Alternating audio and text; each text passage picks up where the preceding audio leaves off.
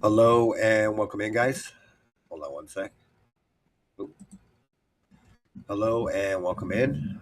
I know I sound funny, guys. I am sick as a dog. Um, I don't know how. It's summertime, so somebody must have got sick somewhere along the way. Anyways, um, so I'm gonna sound a little funny. Oh, I got a red mark under my nose here. I'm wiping my nose so much. Appreciate you guys coming in. Sorry, that's not an intro.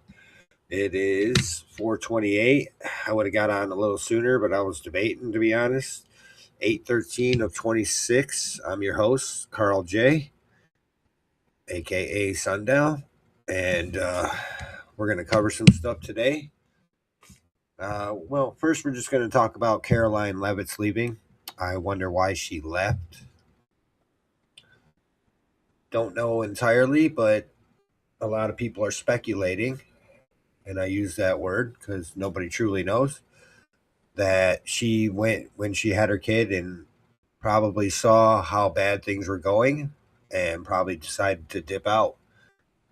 And I can't say I blame her at the moment. I don't know what moves Trump is even making for her job to be easy because it's not.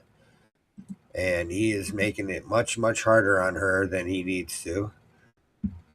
So my guess, just yes, she probably went, evaluated, and went, I don't want no more of this. I'm out. And she's going to go spend time with her family, which I don't blame her. And I'm just wondering who else is going to leave. Cash Patel. I mean, there's been rumors swirling for a while about him getting booted, so I wonder if that's the case. Oh, sorry, guys, I am sick. Don't know how. Summertime, usually, like, germs are dead. So,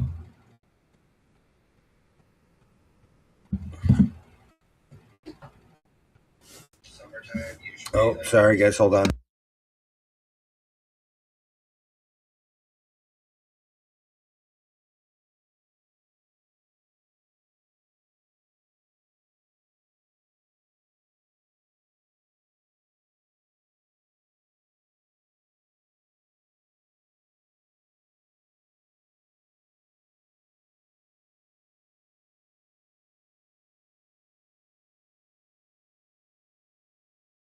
All right, we're back.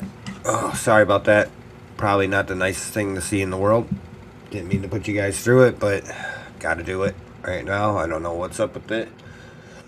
So, anyways, we've got a little something here from Alex about Bessent, Scott Bessent, Trump's Treasury Secretary, and we're going to listen to him on that. Let's go to the presentation here and let's show it. Percent to cripple Iran's economy, reluctant to resume all-out offensive. The U.S. president is turning to his Treasury Secretary to bring the regime to heel. Well, that's the same policy that was working that the Pentagon advised Trump to do. So without Trump admitting strategic defeat, without Trump admitting Israel conned him and he was wrong, he is now going back to the original policy. And you see that in action, not shipping missiles to the Middle East, not shipping missiles to Ukraine, the defense missiles saying it's over, stop it, and saying, Israel, stop attacking Lebanon, or we're going to let Syria come in with Al-Qaeda, who just did a defense deal with the Russians, and you guys can have your new war there. A three-front war, three-group war, the Hezbollah, the Iranians, the Al-Qaeda out of Syria, and the Israelis. So this is the biggest movements we've seen, and this is not cosmetic, because most of this is diplomatic and is all augmented. And I just know the cut of this. I know the signature of it. I said months ago, oh, Israel just sabotaged this. This is Trump beginning to put down Israel and blame them for the disaster. So he has an off-ramp. Sure, they deserve it, but he deserves it too for buying into it. I don't expect this to end now. Now I'm telling you, on this track, this is going to end. Real time, uncensored, unstoppable. I mean, we can only hope this ends. I mean,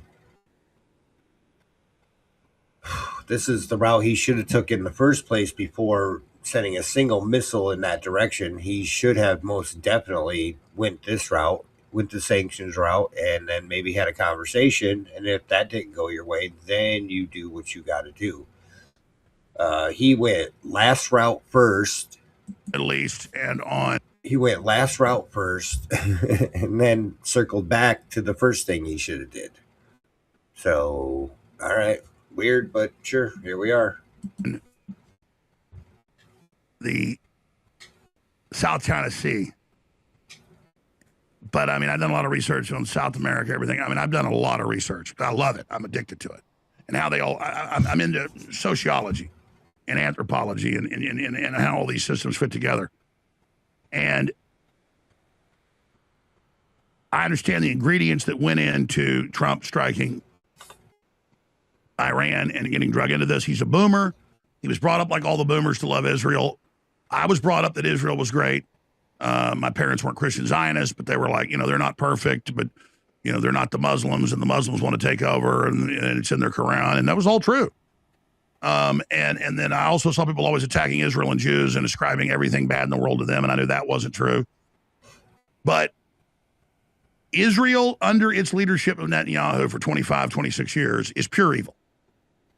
And it's a whole show, and I've written books and made films about 9/11, and Israel was a co-partner with U.S. neocons in orchestrating and engineering and greenlighting all of that.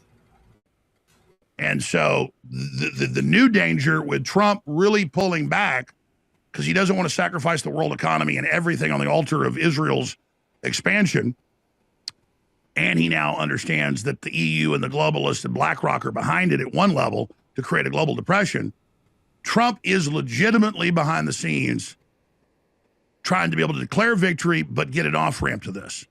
And so they came out, you put the headlines up today, it's everywhere. Bessent, show the Drudge headline, Bessent, Treasury Secretary, put in charge, new policy. We're going to end military action and just use sanctions, and that means siege, against them. Well, that's the original Trump policy that Joe Kent talked about in our interview this Saturday that I did at Dallas at that debate that hasn't aired yet with the neocons. And he explained, he goes, this is the Pentagon reports. You've seen the declassified ones. I'm just telling you, I'm not a genius. I'm telling you what is the known, understanded knowledge. Which I would love to see that interview. I think he showed part of it, but I'd like to see that debate with the neocons. I wonder when that's popping off, because I really want to see that. That's a debate I've been waiting to see. Somebody actually talking to them and telling them, hey, your strategy sucks. You guys suck. We're going to do something without your asses here pretty soon. Understand a new word. Understood knowledge. And so that's where we are right now. You can just go to search engine and type in Bessent put in charge, and it'll pull the article up. I knew, everybody knows it. It's all been announced everywhere. But I must show you. Here, I'll do it on my phone. I must show you. I can't just tell you that the Treasury Secretary's policy on the war has now been adopted by Trump. I will show you. I will show you. It's just the way it is. It's going to happen. Doesn't matter how many hours it takes. Doesn't matter how many years. Doesn't matter, what it is. I had it in my stack. I can't find it. Oh, there it is. Trump orders Bessent to cripple Iran's economy. Reluctant to resume all-out offensive, the U.S. president is turning to his Treasury Secretary to bring the regime to heel. Well, that's great, because the bombing shit didn't work. Well, maybe a little mixture of the bombing and this, maybe that's the end game. I don't know. But it seems like, I feel like we didn't maybe need to go this far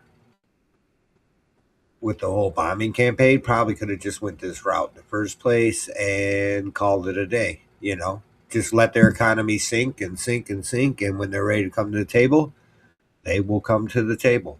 It's the same policy that was working that the Pentagon advised Trump to do.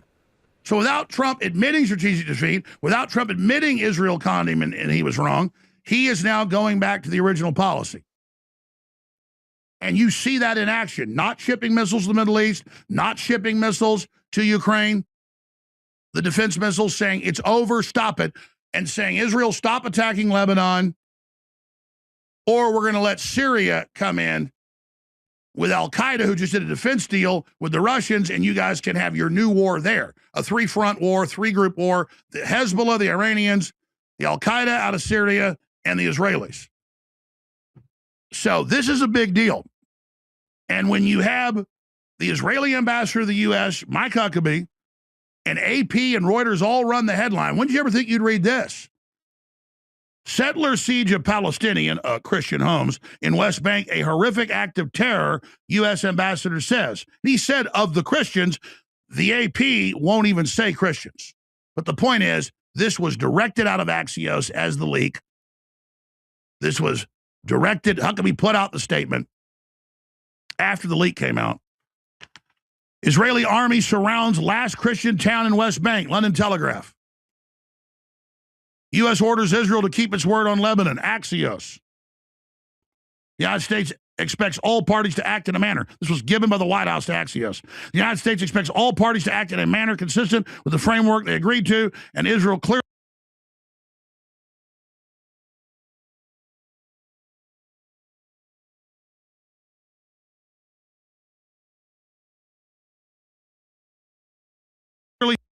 stated that it has no territorial ambitions in Lebanon. A permanent military presence in South Lebanon is not consistent with the commitments made in the framework or the long-term peace and security of both states, State Department officials said. Major break. U.S. pushes back on Katz, says IDF will not withdraw from security zone in southern Lebanon. An official clarified that from Washington's perspective, a permanent Israeli military presence in southern Lebanon is inconsistent with the commitments made under the understandings. And you've got Ben-Gvir and Smotrich and all of them running around saying, we're taking all of Lebanon and we're going to burn it all, both Christian and Muslim, to piss off the Iranians and keep them there. Then I thought I'd show you, before we go to your calls, some past Trump Truth Socials. This is 6/14/26.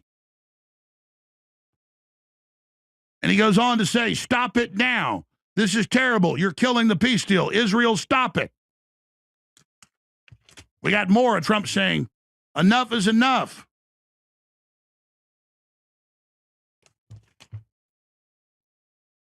The USA will get all nuclear dust created by our great B-2 bombers. No money will exchange hands in any shape or form. The deal is in no way subject to Lebanon either. But the USA will separately work with Lebanon and a deal with the Hezbollah situation in an appropriate manner. Israel will not be bombing Lebanon any longer.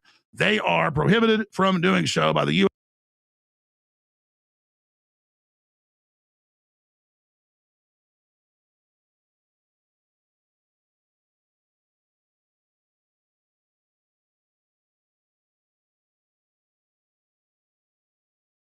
USA. Enough is enough. Thank you, President Trump. 4/17/26. Israel hit him with the big. Sorry, guys, I didn't realize my mic was off. What I said there was that was from 4/17. I mean, obviously they didn't listen, and Trump did nothing to put his foot down. So if they know they can just run him over and get away with whatever they want, they're going to do that. You got to put your foot down. You got to. So if words aren't enough, then you got to take something away. You got to take away military aid. You got to take away, you know what I mean? You got to take something away. You cannot just let it keep going. That's for sure. You got to take away the military aid, take away the missiles, maybe even threaten them a little and tell them, look, good luck on your own. We'll walk the fuck away. No problem. Attacks like 20 hours later, less than a day later. You're like, well, Trump did this before then, so this time isn't real either. They don't have AP and Reuters saying Israel's committing horrible terror attacks on Christians. They don't have public headlines everywhere saying Israel stopped doing it. You have the Pentagon coming out saying Israel's the number one threat to our national security in a defense intelligence release. And it goes on from there. And then Trump saying we're done with military action. It's going to be sanctions now. And that gives Iran now room to come in with a real negotiation. It's what they wanted, was a promise of a military end. And that doesn't mean that Israel isn't going to attack Egypt or something like we know has already happened and blame it on Iran. That doesn't mean a nuke might not go off in Tel Aviv, for God's sakes. I mean, Israel will double down. They've shown that. The chutzpah here, you got to carry these balls around with wheelbarrows. Nobody will deny that Israel's competent, focused, driven. Nobody's going to take it away, man. As the Legion of Doom you become, Lex Luthor and all you guys are some really, really bad hombres. Nobody's saying you aren't meaner than hell and double dealing as crooked as a dog's back leg and didn't buy off our government and didn't, boy, you sure showed you got the big ding-dongs. But it's running into a brick wall like the Moby song. Oh, it's so great. Oh, I stand in line for this. Oh, it's so wonderful until it all falls apart like it always does.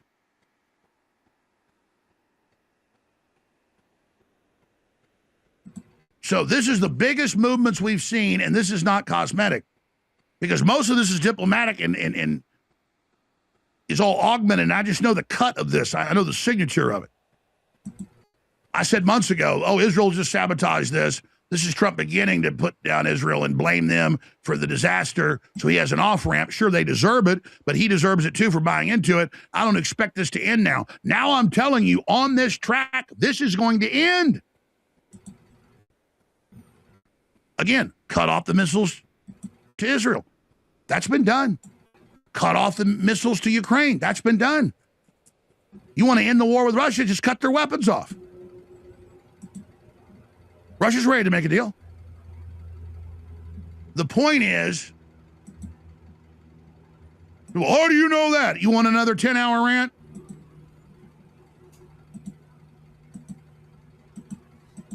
You know, the Pentagon, its actual assessments is extremely accurate. Is he threatening us? Is that a threat?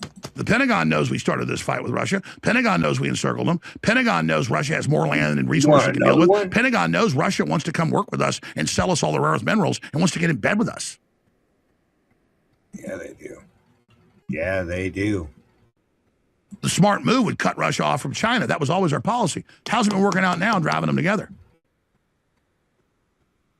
You know, when you don't want war with Russia, they call you a Russian agent. Well, you people for the war with Russia are an agent of killing the dollar and an agent of ruining our future and maybe giving us a nuclear war. You aren't serious. You don't study history. You don't know what you're talking about. We've been proven right on everything. You've been proven wrong on everything.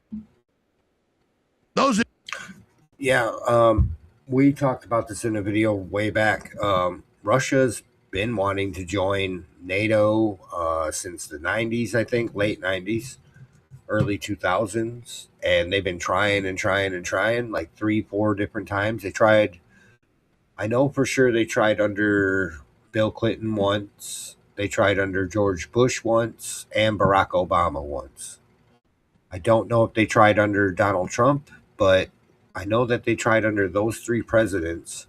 And Russia was never allowed to join. And that's because they want to keep them as the boogeyman. And that's the problem. When you want a boogeyman, somebody to pawn everything else off onto, so you can start these little wars everywhere, just like Ukraine, the whole Ukraine war. Well, you need a boogeyman, right? Of you out there pushing this crap. America is now 250 years old. Oh, we got a little ad here. All right. That's probably over, yep.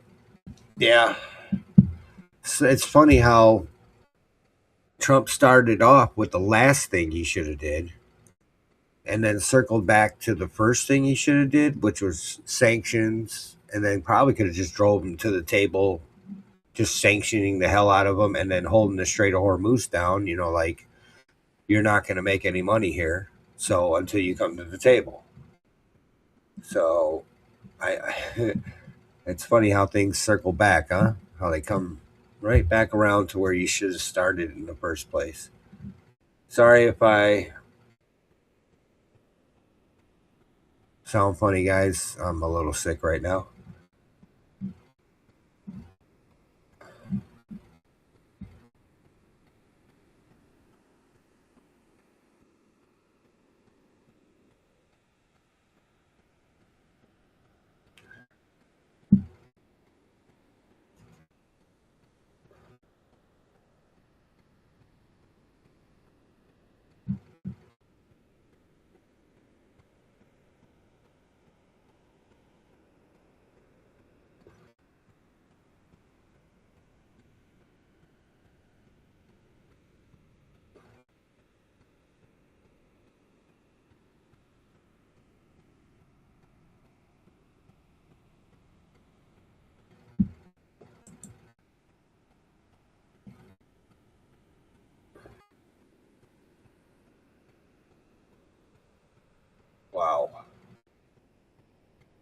Yeah, they're not going to vote for.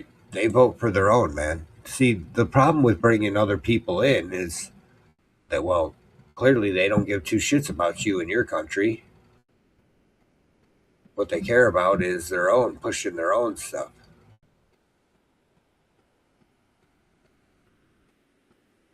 For an impossible amount of patients inside of Flushing, Queens for adult daycares.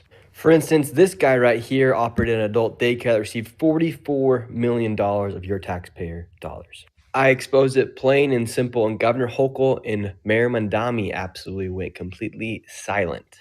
And it's super funny because when I exposed the daycare fraud in Minnesota, then New York City gave $4.5 billion to 2-year-olds. And I said, why are you guys doing that? They said, well, this initiative extends money to 2-year-olds, but intellectually you may be eligible.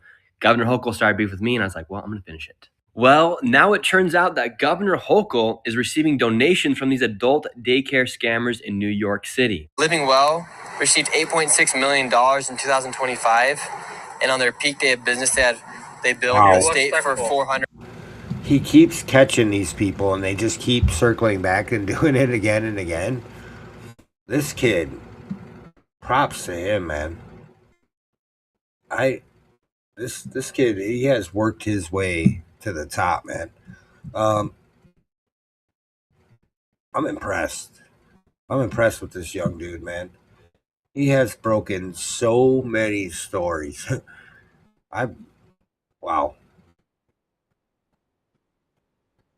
And he keeps getting these guys on billions. It's not like it's just a couple $100K or something like that. I mean, he is getting them on billions of dollars, big dog money. 6 beneficiaries. My name's Nick Shirley. No, it's only your survey. Well, Kathy Hochul received over $55,000 from these adult daycares in New York City. Yes, this guy right here has been actively donating to Kathy Hochul. So the reason why these politicians get so mad at me when I expose the fraud is because I'm exposing the very dollars that benefit them and their political agendas inside of their own state. These politicians have learned that fraud is the best way to gain control of a large group of a population, because why would a group in a community cut off the hand that feeds? Well, yeah, I mean, my God, if you're, that's been the Democrat playbook since day one. Give free stuff, get votes. I mean, it's clear as day. I don't know how this is allowed to keep going. I mean, how have the Republican Party not come together and shut this down? Like, what are they doing? What are these clowns doing, man? Here's votes for money, basically, in a technical, I guess, way. You know, like, it's not direct, but it's like, if you vote for us, we'll take the taxpayer dollars and give you billions of it. How many? Oh my God, man, this is no way. How does this keep going and nobody does anything? Like, what do you got? Minnesota, New York, where else, man? Where else? Feeds them. And more specifically, why would any community ever vote against somebody who is giving them money no matter what? Yep. We have so much money here inside the United States that we are able to hand out millions upon millions of dollars and no one will even notice. And now that somebody's looking and these politicians are being exposed, they're all freaking out, and Kathy Hochul is one of them.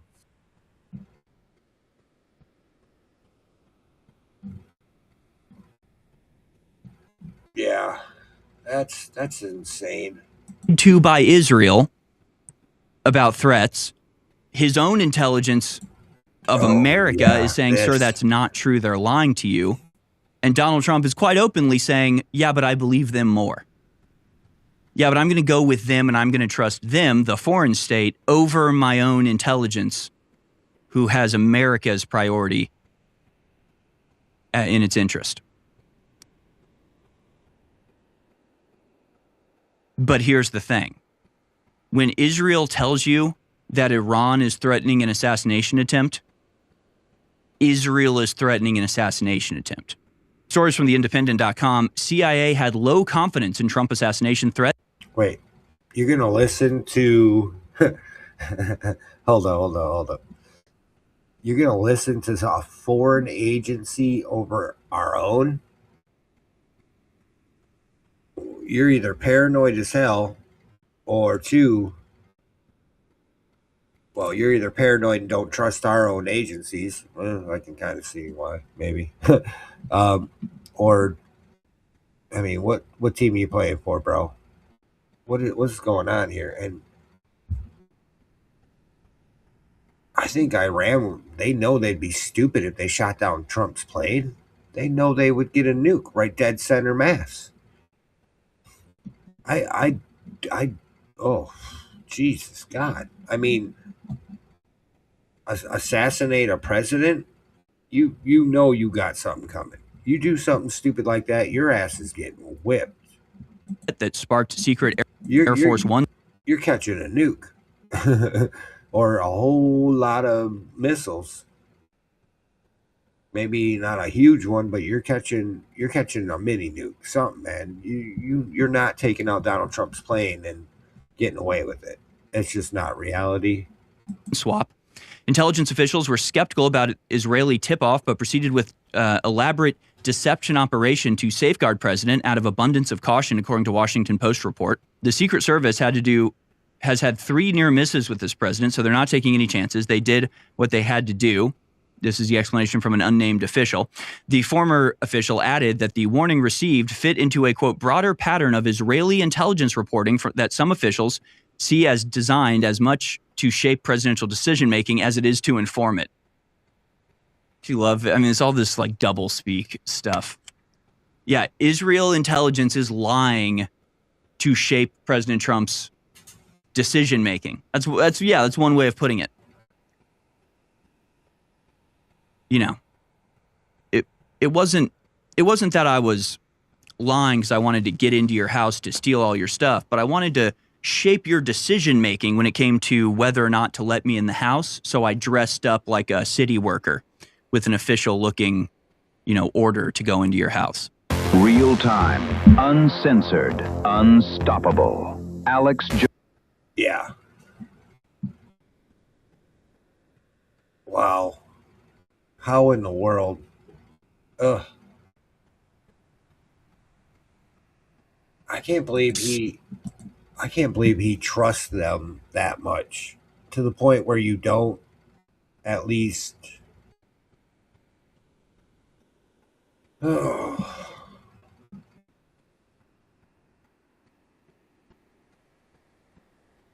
I don't know what to say to it. It's so crazy to me. Iran war not going so well. We're pretending it's going very well. At the same time, Donald Trump is flying across the Atlantic Ocean on a military aircraft troop transport plane.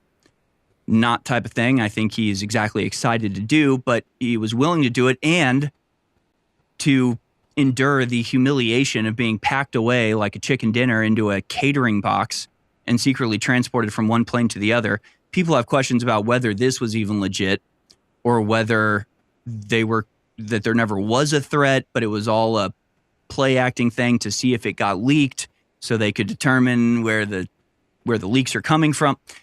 I don't really know, but I do know that this has happened over and over again in Trump's presidency.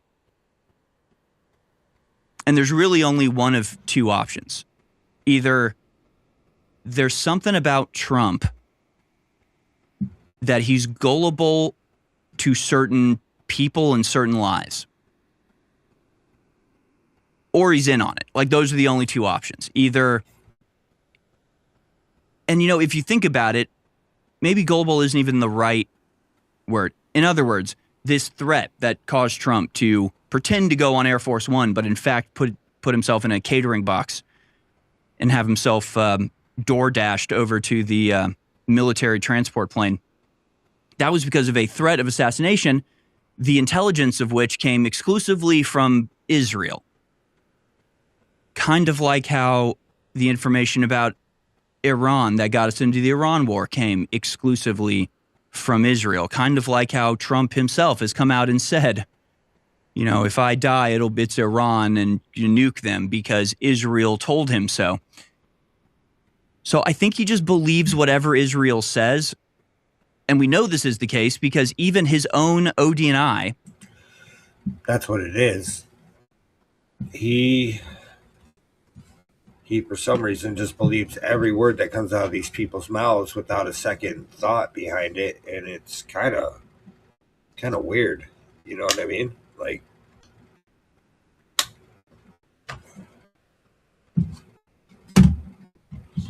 I don't know. Such a strange thing to do. The Secret Service is right next to you. Like, no, there was nothing. These guys are lying to you. No, I'm going to take their word for it over yours. Sorry. All right, Clown World, we'll call cars. His own DNI, his own director of national intelligence, the central hub for all the intelligence networks in America, told him that Iran was not working on a nuke. Tulsi Gabbard came out and said that is faulty information. And Donald Trump said, well, I have different information. Okay, well, if it's not coming from the DNI, that means it's not coming from American intelligence, because that's the central hub that categorizes and gathers and then presents all American intelligence. So we have a situation where the American president is being lied to by Israel about threats. His own intelligence of America is saying, sir, that's not true. They're lying to you. And Donald Trump is quite openly saying, yeah, but I believe them more. Yeah, but I'm going to go with them and I'm going to trust them, the foreign state, over my own intelligence. Yeah. Who has America's priority in its interest. But here's the thing. When Israel tells you that Iran is threatening an assassination attempt, Israel is threatening an assassination attempt. Do you see what I mean? Like, take, for example, I don't know if the crew can find it, search like Monica Lewinsky, Mossad, Pollard, right? Because there are official mainstream news articles about how Israel used tapes that they'd obtained of Bill Clinton and Monica Lewinsky as blackmail to try to free Jonathan Pollard, Israeli spy, who was in prison in America for espionage. So, yeah, Netanyahu said to have offered Lewinsky tapes for Pollard. This is from a book about the Clinton family. Now, how did they do that? Did they go to him and say, if you don't, then we will, right? If you don't do this, if you don't free Jonathan Pollard, then we will release these tapes. No. What they did was they let Clinton know that they did him a favor. They said, you know, we happen to get in our possession some tapes that could have been very bad for you, but we're looking out for you, so we destroyed them for you. So we just wanted to let you know, that the tapes have been destroyed. Don't worry about that. And we did that for you because we... Yeah, we hooked you up. Look at this clown. This is the guy who stole nuclear secrets from us. And he's in Israel alive to talk about it. Care so much about you. And we, it was a favor that we did for you. And we just wanted to let you know, so you're aware that these tapes, maybe they exist somewhere else, but our copies, that we have and obtained, we went ahead and did you a favor and destroyed them because they could have looked really bad for you. That's the way blackmail works. So for Bill Clinton, he understands exactly what the message is. This wasn't, oh, my good friends Israel let me know they did a favor for me for just because they like me and are great guys. No, that was they might have as well have been saying, we will release this information if you don't do what we want. That's what the message actually was. Do you understand? So when Israel says, hey, we think Iran is going to kill you, this is very good intelligence that Iran is going to, and we just wanted to let you know, we're just doing a favor for you, We thought you'd do the same for us, so we thought we'd just let you know we got this intelligence. We could have kept it to ourselves, but we're such good friends that we went ahead and let you know about this very dangerous threat that we've discovered. It's exactly like saying, we've discovered this really dangerous threat about Monica Lewinsky and you on tape. So we took care of it for you. Don't worry about it. It's a threat. It's an actual threat. At least that's how I interpret it. And I wonder if that's also not how Trump interpreted it. Because you have to understand, for him, he might be sitting there thinking, this is probably BS. This is Israel trying to scare me. Well, it's exactly what it is, but he still went along with it. I mean, why do the thing? Why do that then if you feel that way? fluff it off and get on your plane and go where you're going to go. This is Israel trying to prevent, us in Turkey from getting closer because Trump was there to negotiate the transfer of F-35s to Israel's enemy, Turkey. And Israel obviously wants to keep Trump in a state of fear and uncertainty, acting like they're the heroes saving him from the threat that either doesn't exist or is coming from them. And I can see him going, look, I don't think there's a real Iran threat. I don't think there's a real Turkish threat. But they're obviously laying the groundwork, and they're saying, hey, we have this information, intelligence about a threat. And if the plane goes out of the sky, guess what they're going to be reporting? Guess what the media is going to be saying? That's the signal they're sending to Trump when they say this, when they inform him about the intelligence they've gathered. I think it's a threat. I think Trump even realizes that. Because the stories from theindependent.com, But if you think it's a threat and they know you're going to hop on another plane, wouldn't you double back to your original plan and go on the other plane then? The one you were going to go on in the first place? You know what I mean? Like if I tell you, oh, hey, yeah, there's a threat and your life might be at risk, and then you go hop on that very plane I know you're about to hop on, then I know right where you're at. Wouldn't you at least double back and hop back on your original plane then, if you thought that this was somehow a, illegitimate, intel? I don't know. I think I would have done that if I would have felt like, this is not right.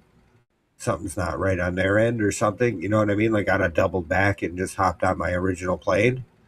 CIA had low confidence in Trump assassination threat that sparked secret Air Force One swap. Intelligence officials were skeptical about Israeli tip-off, but proceeded with elaborate deception operation to safeguard president out of abundance of caution, according to Washington Post report. The CIA had low confidence in Iran's threat.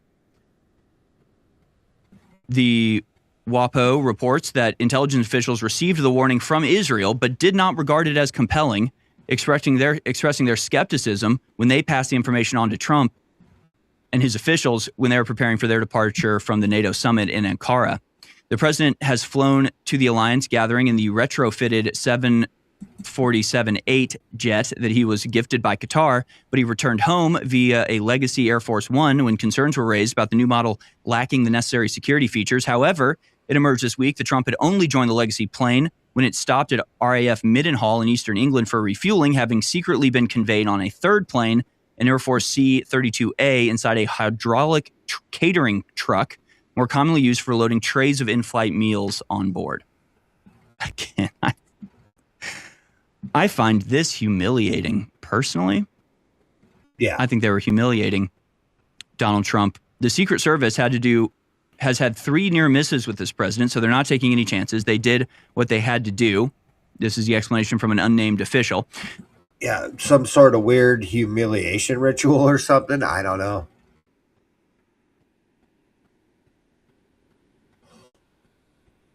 Oh, sorry, guys. I'm so sick. I almost didn't hop on, but I thought, why not? Whatever. I'm just sitting here anyways. Just got off work anyways, so yeah. Anyways, never mind that. Could be some weird little humiliation ritual just to fuck with them. You know what I mean? Just kind of mess with them a little or something. I don't know. That is kind of weird. I'm not gonna lie. I mean, it'd be one hell of a way to mess with them, though. The former official added that the warning received fit into a, quote, broader pattern of Israeli intelligence reporting that some officials see as designed as much to shape presidential decision-making as it is to inform it.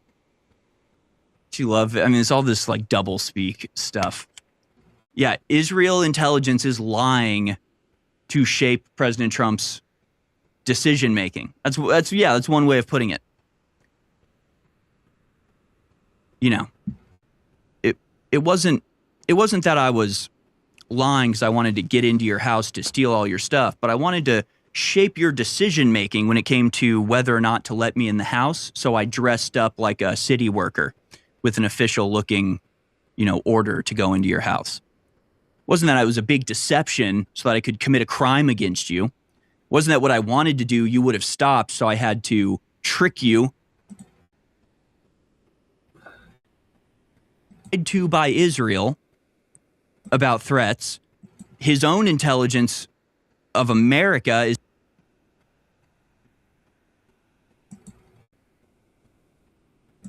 about threats. His own intelligence of America is saying, sir, that's not true. They're lying to you. And Donald Trump is quite openly saying, yeah, but I believe them more.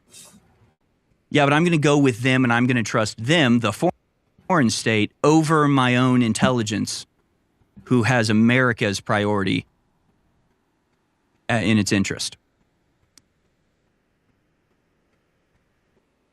But here's the thing. When Israel tells you that Iran is threatening an assassination attempt, Israel is threatening an assassination attempt.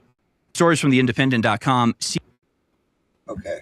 All right. Sorry, guys. I didn't realize that replayed. I was reading something here. And not the results. It's a human error.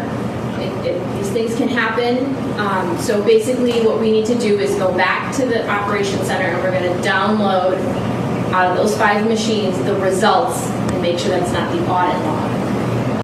Okay, I'm about voter integrity, but I live in Wisconsin, and oh dear God, thank you for not letting her win. I don't even know what that looks like.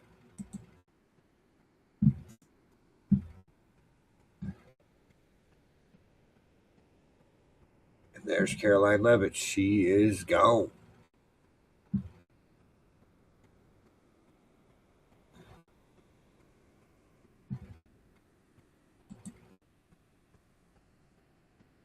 She definitely read the tea leaves, saw what was happening, and was like, I'm out of here. Hold on a minute.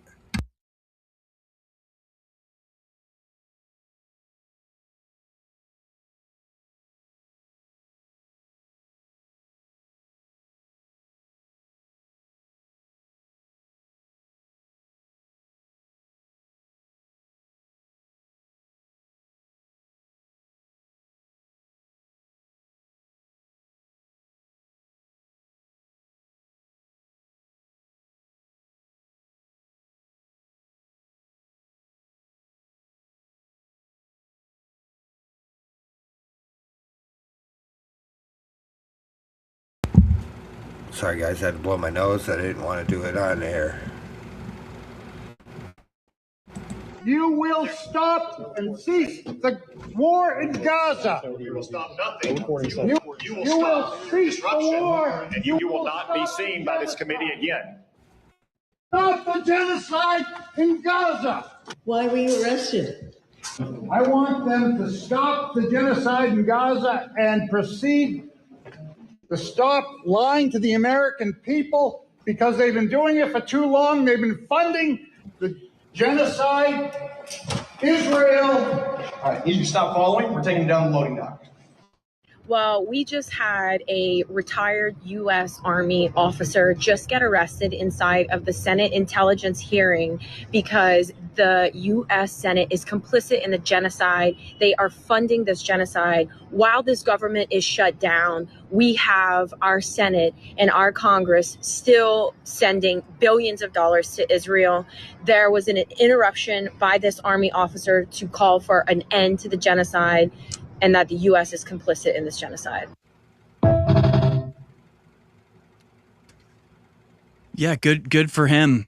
And I genuinely wish we had more people standing up against this. Here's a guy who got his arm broken, being ripped out. Because how dare you suggest that you might have a say in whether or not America goes to war and for what reason? Okay? Yeah, how dare you?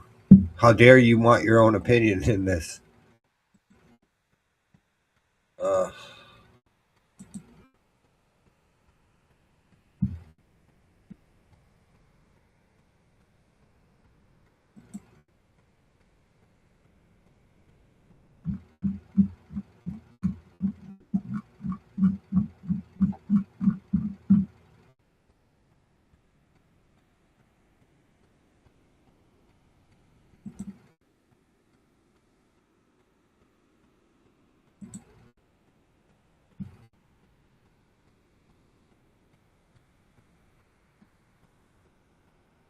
Kash Patel. What has he actually done? Other than just be the FBI director. I mean, I don't really know what this guy's done since he's been in here. You don't hear much about it if he has done anything really great.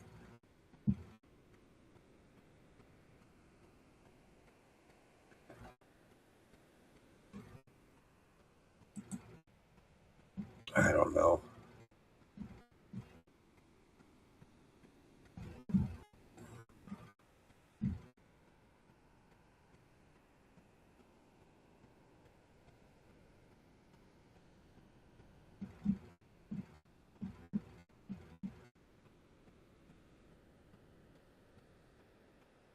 Miscarriages. What? And they lied about it. He lied about it months after he knew, after he expressed publicly or privately rather in a text message that it seems there's a cytokine storm that's causing miscarriages with the second dose. So he says this in a text message. I don't know if he said second dose, but he did say cytokine storm that is associated with miscarriages, and then publicly was out there promoting the idea of women who are pregnant getting vaccinated when he knew there was an issue.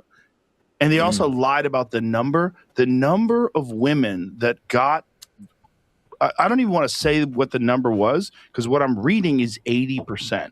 80% miscarriage rate in the first trimester. No way. Holy God.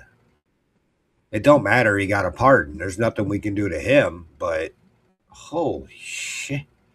Oh my Lord. 80%. That, please God, tell me that's wrong. I hope it is. Holy shit. I mean, I knew it was bad, but something fucking insane. But I personally know 5 people who got pregnant during the pandemic, got vaccinated, and had miscarriages. 5 different people. If I got a girl pregnant, I'd be like, you need to get the vaccine.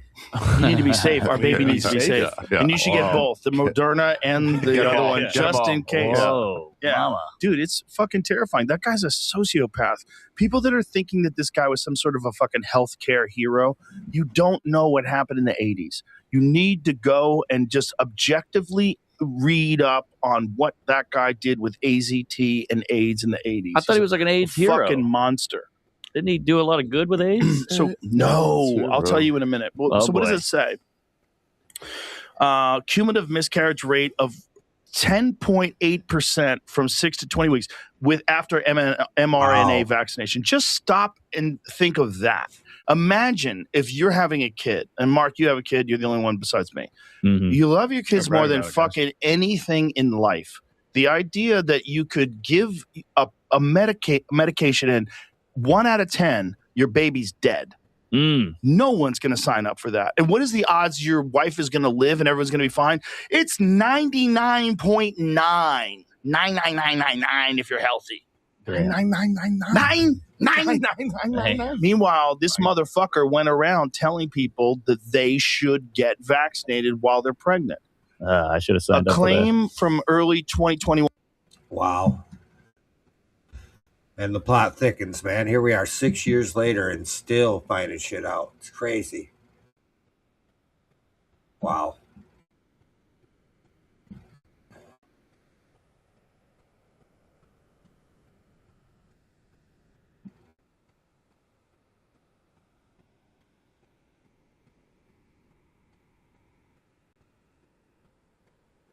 America and gentlemen, are pushing us towards that. Right. And so in this piece, I didn't even tell my crew to do this. I just did a rant as an example of I would be a warlord in a system like this, or I'd try to be, because not that I want to be a warlord. When anarchy comes in, warlords always rise as the first level of society and civilization. So I'm not even saying I'm some expert that would be a warlord. I'm just saying, think about this future type world. It would be more like former military people and stuff with engineers, scientists, and people that can bring civilization back. Yeah, well, the truth is like when shit hits the fan, you're either going to be being told what to do or you're going to be telling people what to do. And the last thing you want is to be under a leadership that's fucking retarded. Let's be honest. You're going to die. You're not going to make it through this. Yeah, all this- these this people that don't know crisis. how to tie their shoelaces Yeah. and are on EBT cards, they're dead. Yeah, what I've noticed from the military, like military leadership, it's a mixed bag. You get all sorts. Oh yeah, if it collapses, you have no clue how many people don't even have probably a week's worth of food in their house. They probably do. They probably just don't know how to manage it. Like even I right now have, I have, stuff I ain't gonna say out loud here, but how many people are prepared? How many people have backup flashlight, batteries, food, water? How many people even take the time out? I would say 90% of the people in the big cities are dead in the first month if there's an actual collapse. And that even might be being nice. I mean, if you live in a big city, do you got a couple gallons of drinking water set aside? Do you have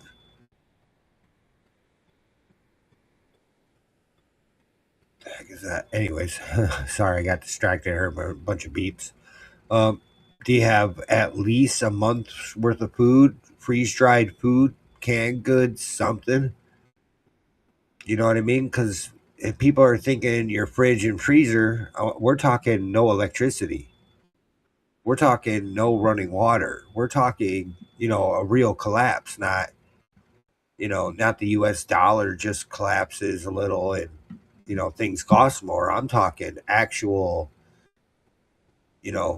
price of things or, actual things that keep you sustained. And how many people have that if they have kids? Of different type of leadership, and it's a constant turnover. It's a revolving door of new leadership, and you find out very quickly that there's a lot of incapable leaders out there. There's some very good ones, and if you're lucky, you get tasked to that group. But you can catch this on the Sean Johnson podcast. I don't want to steal his whole interview with Alex here, even though Alex did play it, and you can catch it on Alex Jones on X here. So I don't want to steal their whole little thing. All right. I'm sick as a dog, guys. I am getting off. Thank you guys for coming in. Thank you for listening to my sick ass today. I appreciate it. I will be on tomorrow, but it'll just be from my car because I have to do both my jobs and I'm hitting the gym tomorrow. Sick or not, I'm hitting the gym.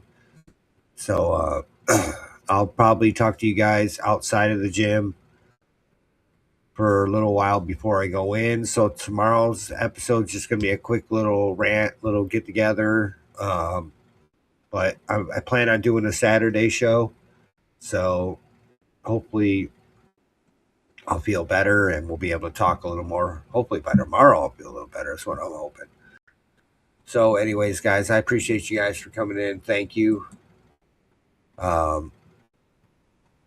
Much love. Not a lot of talking here by me today, man. I'm sick as a dog, so I appreciate you guys for coming in. Have a good night, and I will talk to you tomorrow. It just won't be till 4:30-ish, probably, and it's just going to be a quick little show from my cell phone in the car. So other than that, thank you guys for coming in. Appreciate you, man. Have a good rest of your night, and I'll talk to you tomorrow. Peace out.